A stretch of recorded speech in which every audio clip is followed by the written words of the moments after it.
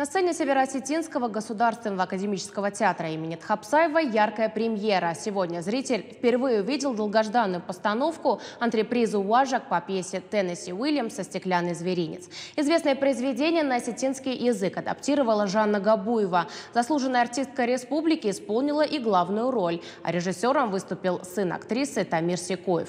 На премьере побывала Дзера Соколоева.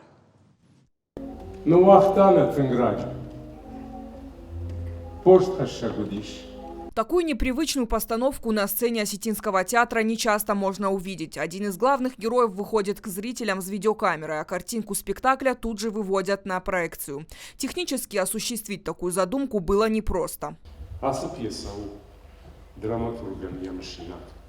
Семейные проблемы и, казалось бы, типичная бытовая история. Главный герой анализирует свою жизнь и возвращает зрителя к событиям, которые происходили с ним в молодости. Пьесу «Уажак» на родном осетинском написала главная героиня спектакля Жанна Габуева по мотивам известной драмы «Стеклянный зверинец». Я за столько лет сыграла и драматические роли, но в последнее время почему-то сложилось такое впечатление, что Жанна Габуева – это только связано с юмором, с сатирой. А я считаю, что актер, он должен быть всесторонний. Хочу, чтобы мой зритель ко мне приходил не только на комедии, не только на мои юмористические монологи, но и на серьезные работы. Воплотить давно задуманную идею в жизнь помог талантливый режиссер Тамир Секоев, сын Жанны Габуевой. По их словам, семейный тандем оказался в какой-то степени не таким уже простым, как предполагали.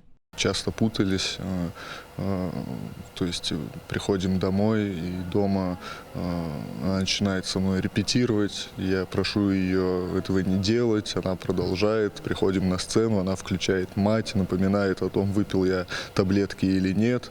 В общем, сложно абстрагироваться от родственных уз, некие преграды, но они не непреодолимы.